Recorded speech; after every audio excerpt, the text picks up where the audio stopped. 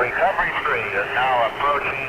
During a rainstorm on the morning of October 22nd, 1968, in the Atlantic Ocean, the United States completed one of its most remarkably successful tests yet of man and machine in space. But this was only the ending.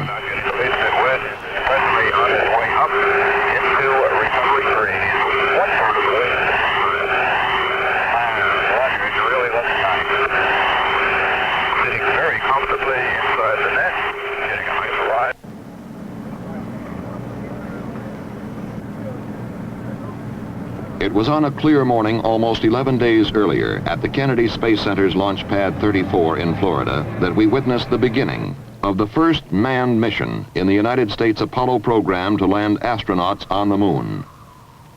The purpose of the flight of Apollo 7 could be stated very simply: prove that the spacecraft command and service modules would function properly in space, long enough to carry men to the moon and back.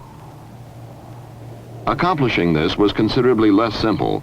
It meant showing that a brand new spacecraft, far more complicated than its predecessors, would operate so well it could be trusted to take men well beyond near-Earth orbit. The astronauts were spacecraft commander Walter Schirra and pilots Don Isley and Walter Cunningham. The Kennedy Space Center had spent long days in preparation and checkout, working toward a launch time which had been set for months. It was not by chance that Apollo 7 lifted off only 2 3/4 minutes after the appointed moment. 5, 4, ignition, GRR.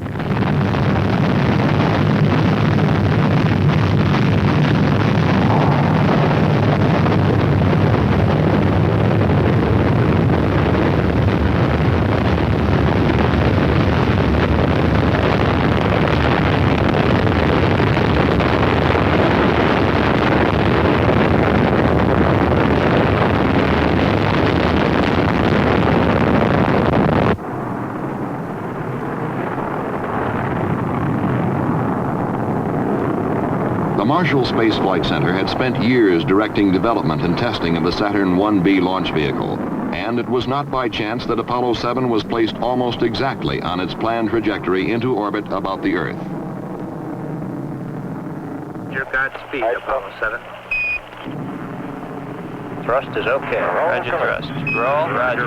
Very early in the flight, the general pattern of go for Apollo 7 was established in a conversation between the spacecraft and mission control at the Manned Spacecraft Center in Houston, Texas. Right on the old button. Very good. Flight booster. Go. We appear we may be slightly marginal on LOX, so we'll keep Okay, stand by. Cut off. J2 cut off. Beautiful. Fido. Flight Fido, we're go. Go All across the board. TMC looks good, flight. 25,553. H dot is minus 4 balls 1. Across the board, Apollo Captain. 7, we have you go for orbit here. Go for orbit. Apollo 7 was also go for an exhaustive series of tests of its worthiness in space. One of the first things which had to be learned was whether the astronauts could control the spacecraft combined with the S-4B Saturn stage. A very similar thing would have to be done during the early phases of a lunar mission. The answer was not long in coming. 3, 2, 1, mark. S4B test complete. Beautiful. That was outstanding, flight. Real fine, outstanding. Next, the spacecraft and S-4B stage were separated. The question now was whether the astronauts could turn their spacecraft around and control it to the degree required for future physical link-ups with equipment in space. For this, too, would have to be done in the lunar flight. Thrusting. And again, the answer was yes. Was a little flashes like Gemini?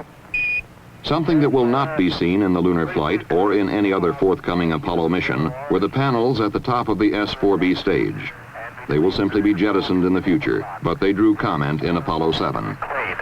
And the slot panel at the top, left, and bottom are opened at I would just be about a 45-degree angle, and the slot panel on the right is just opened maybe 30 degrees at the very best.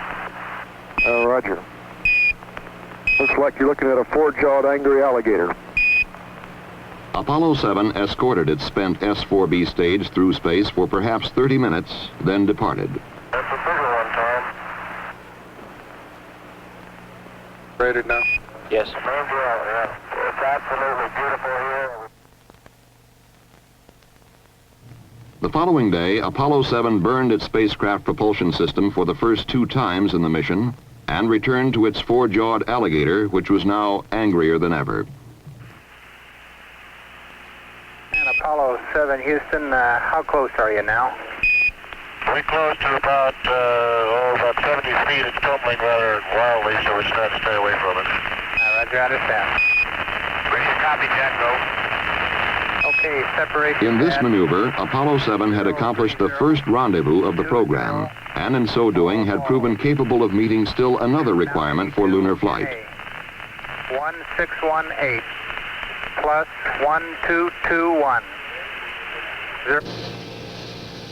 Then, as we were to see in some of the most dramatic film ever returned from space, the crew would settle down to a weightless life in a spacecraft with 4 times more room than Gemini. Bring command. Off. Minimum. Low. Off. AC. There would be a host of other tests under a host of other conditions. The equipment and systems required to sustain men's lives, to guide and control and propel the spaceship, to provide electric power, to communicate with those on Earth, would time and again prove their mettle. The propulsion system, for example, was burned 8 times, and it behaved perfectly every time. Off. Down and guarded. Auto.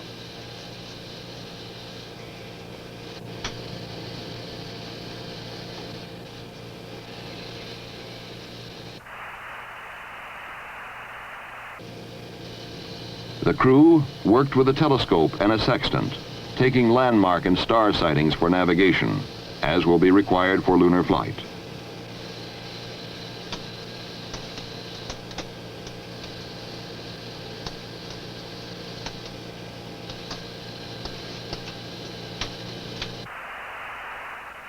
And they discovered on occasion that water particles which had been dumped overboard could be confused with stars. Care will have to be taken to avoid this confusion on future flights.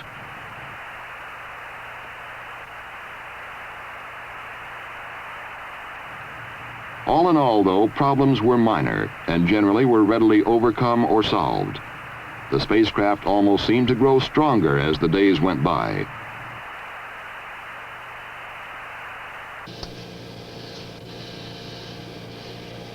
But Apollo 7 was as much a test of man as of machine, and human errors were not taken lightly. Apollo 7, Houston, we acknowledge the error on the ground here. Okay, I'd like to have the ground get to work and look at the sleep rest cycles. The error had led to an interruption of a sleep period for the astronauts, who were understandably irritated after days of hard work. It was imperative that this situation be remedied. I want the rest of these work periods worked out there. Apparently you can move up burn 3. How about giving us a chance to get some sleep? Apollo 7, Houston, understand. There were also those problems to which man is susceptible but cannot control, like the common cold. Oh, very good. I got a couple small items for you. Wally took a couple ounces of Actifed. Walt took 1 Actifed only. He feels fine. He just got a little stuffy headphones. And I put some nose grease in mine because my nostrils are a little dry. Besides, it smells good.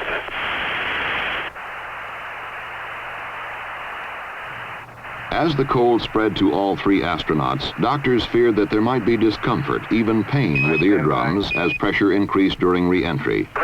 The astronauts were able to cope with the problem, however, by taking decongestants and holding their noses and blowing to equalize re-entry pressures.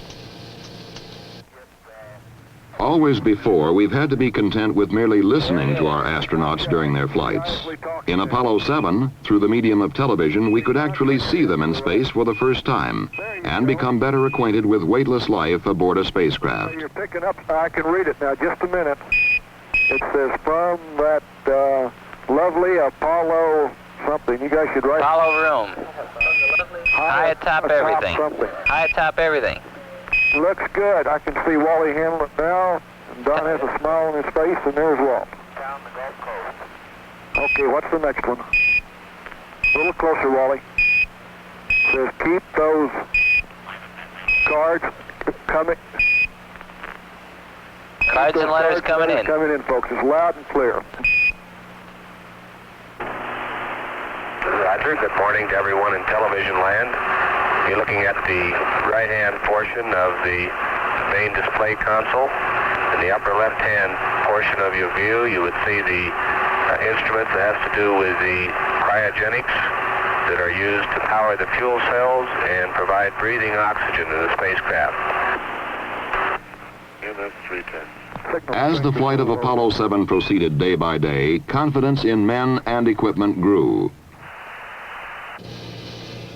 The astronauts became accustomed to their home high atop everything. They had a chance to evaluate it as a place to live and work in space. Set. Set.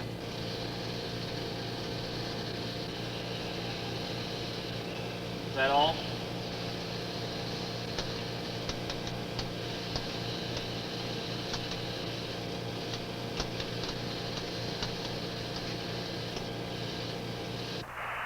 There was a chance to photograph Hurricane Gladys, which raked across Florida and headed out into the Atlantic. There was a chance to photograph areas of the Earth not previously pictured from space. For example, the coast of Chile and the Andes mountain range.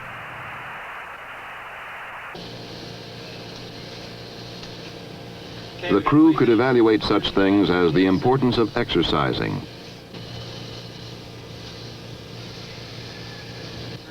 the quality of sleeping arrangements, the palatability of food, seemingly small items, but things of essential importance in a lunar mission. They even recorded the preparation of a drink for a meal.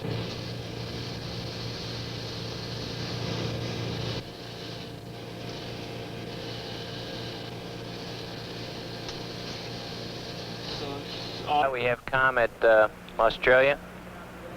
By the time Apollo 7 entered its 11th day in space, it had exceeded the time required for a flight to the moon and back. Go flight. It was also well on its way to accomplishing all planned objectives and more. Apollo 7 was called 101% successful.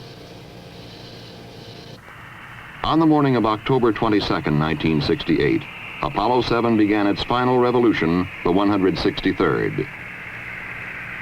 At approximately 259 hours and 39 minutes after liftoff, the spacecraft propulsion system was burned for the final time, and Apollo 7 headed home to Earth.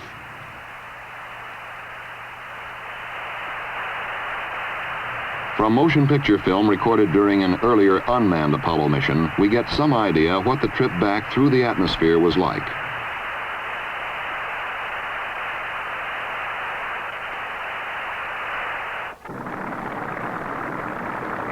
In less than an hour after touchdown in the Atlantic Ocean, the flight crew emerged from helicopters which had brought them to the recovery ship, the carrier USS Essex.